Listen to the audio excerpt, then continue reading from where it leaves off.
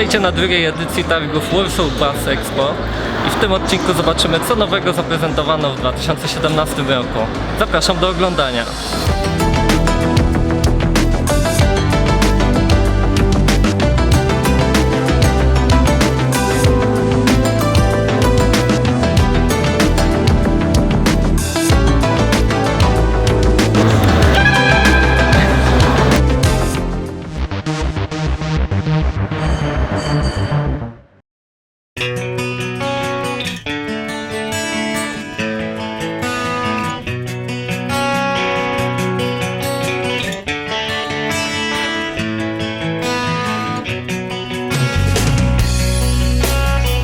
Przegląd rozpoczniemy od coraz dynamiczniej rozwijającego się segmentu autobusów bateryjnych, czyli tych zasilanych energią elektryczną zgromadzoną w akumulatorach.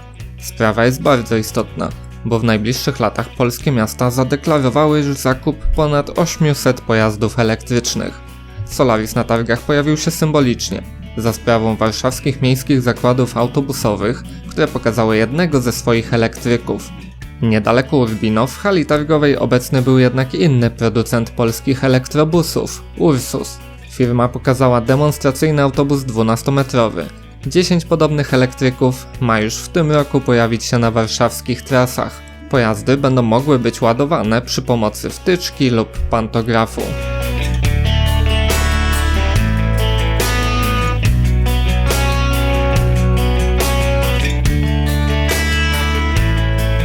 Na targach pojawił się też elektryczny czeski SOR.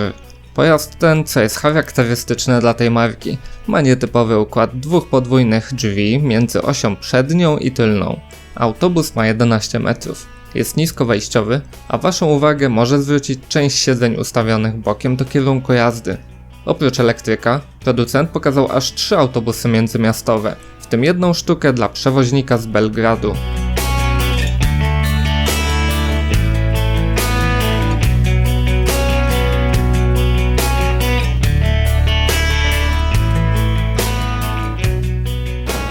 Na pewno wygodnie, co? O matko.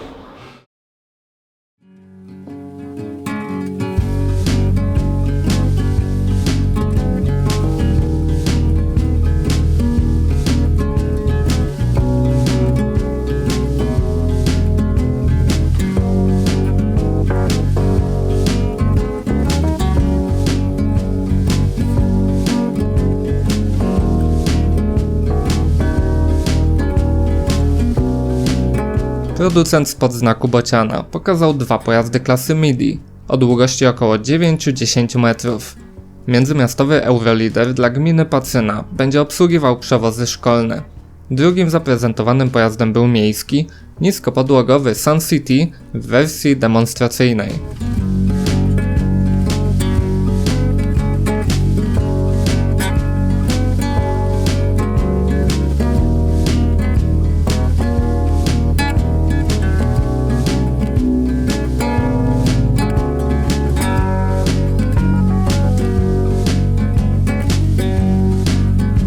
Po raz pierwszy na polskich targach zaprezentowano 12-metrowy autobus miejski Isuzu CityPort. Pojazd japońskiego koncernu ma charakterystyczne obniżenie linii szyb w środkowej części pojazdu, tam gdzie znajdują się miejsca dostępne bezpośrednio z poziomu niskiej podłogi. Większość siedzeń w pojeździe umieszczono jednak na dodatkowych stopniach.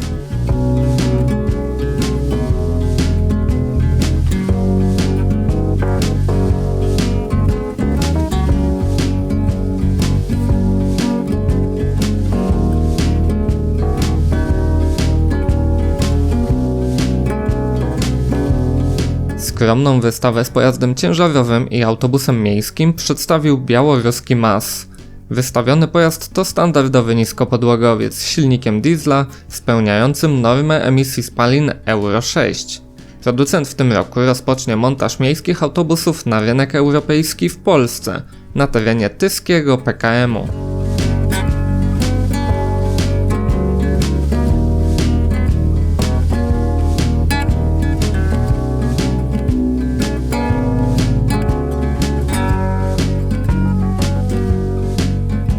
Turecki autokar miał bardzo rozbudowane stanowisko z autokarami turystycznymi, autobusami podmiejskimi i miejskim. Moją uwagę zwrócił model Territo U o długości 13,3 metra z 64 miejscami siedzącymi i miejscem na wózek w środkowej części pojazdu.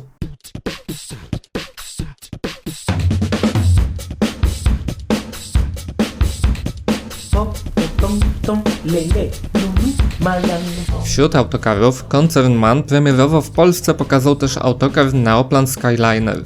Ten dwupokładowy autokar zabierze łącznie do 90 pasażerów. Dalekobieżny pojazd wyposażony jest w 6-cylindrowy silnik MANa o mocy 500 koni mechanicznych i 12-biegową automatyczną skrzynię biegów.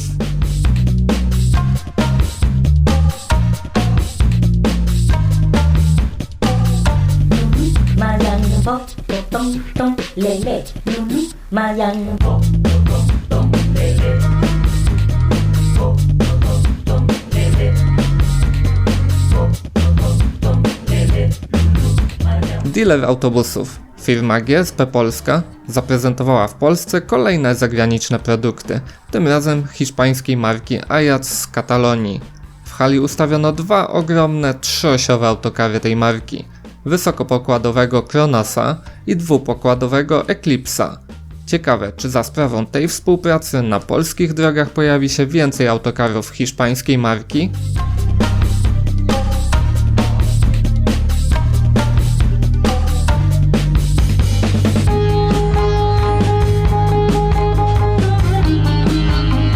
Autokarów na targach pojawiło się dużo więcej. W halach wystawy mogliśmy zobaczyć trzyosiowego Volvo 9700, autokarę VDL Futura w krótkiej wersji 11-metrowej czy dwupokładowej należącej do Centrum Turystyki Oscar z Poznania. Poza tym przedstawiono kolejne autokary hiszpańskiej marki Irizar, w tym pojazd topowej serii i8 z bogatym wyposażeniem w barwach Wisły Kraków.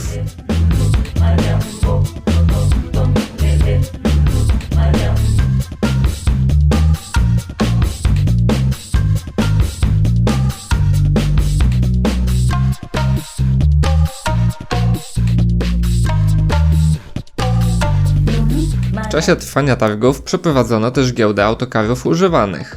Na zewnętrznej ekspozycji wystawiono na sprzedaż pojazdy kilku marek, w tym m.in. MAN, Mercedes, VDL, Scania czy Setra.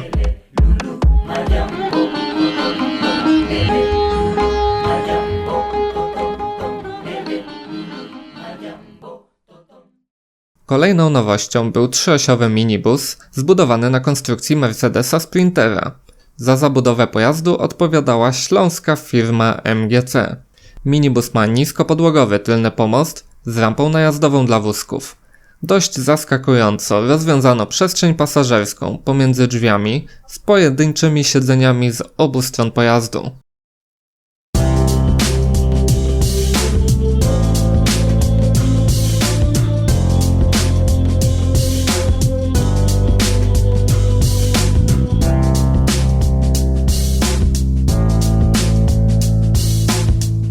Inną firmą, której busy bazują na konstrukcji Mercedesa Sprintera, jest firma Mercus. Wśród pojazdów pokazano m.in. wóz dla biłgorajskiego PKS-u, LEDowe podświetlenia, panoramiczne szyby na dachu i skórzane fotele. To podstawowe elementy rzucające się w oczy w tych pojazdach.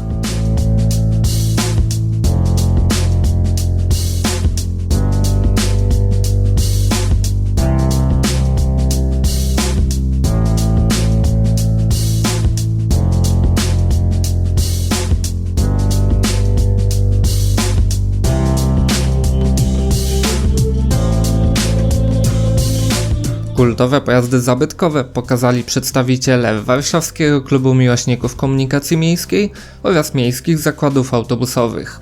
Wśród pojazdów wystawiono Jelcze Ogórki oraz Ikarusy różnych serii. Kultowe autobusy mogliśmy też zobaczyć w wersji mini, na wystawie modelarskiej. Wśród nich znalazł się Jelcz sam w Nowym Jorku.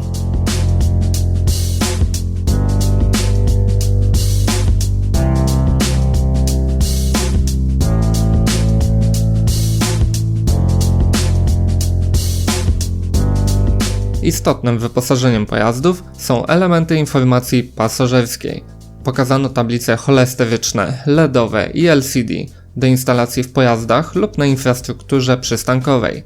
Ostatnio częściej pokazuje się też multimedialne wiaty, integrujące tablice informacyjne czy punkty ładowania USB z wiatami przystankowymi.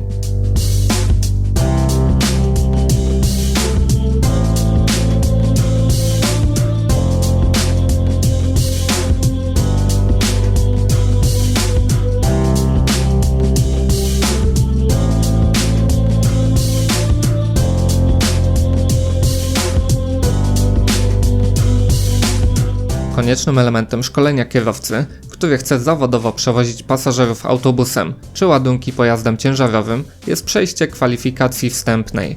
Część tego szkolenia można odbyć na symulatorze.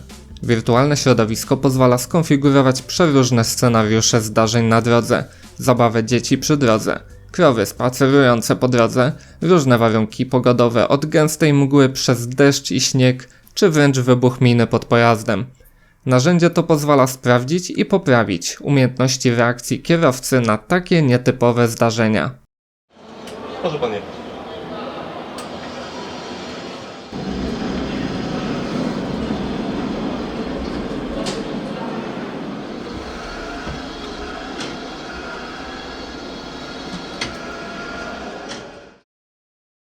Nietypowym rozwiązaniem prezentowanym na targach był system ostrzegania pieszych o znalezieniu się w strefie przejścia dla pieszych. Koncepcja opiera się o czujniki wykrywające ruch i głośniki odtwarzające skonfigurowane komunikaty. System powstał w celu poprawy bezpieczeństwa osób przekraczających jezdnie samochodowe. Tylko czy to pieszy powinien być ostrzegany o przejściu, a może jednak kierowcy samochodów o pieszych? Rowerzysto, zejdź z roweru. Uważaj na zbliżające się pojazdy.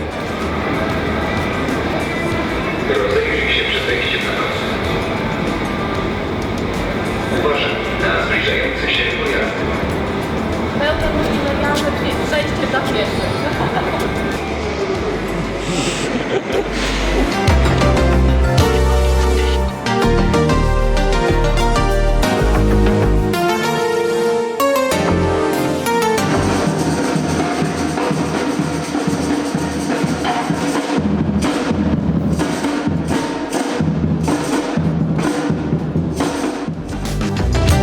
To by było na tyle z tegorocznych pokazów na targach w Nadarzynie. Targi te to z mojego punktu widzenia możliwość pokazania mniej znanych pojazdów na polskim rynku. A szczególnie dużo w tym roku pokazano autokarów turystycznych. Autobusów miejskich w tym roku pokazano niewiele, w tym kilka elektryków. Poza pojazdami jest to też zawsze okazja do pokazania technologii towarzyszących rynkowi autobusowemu. Tymczasem wielkie dzięki za uwagę i do zobaczenia następnym razem.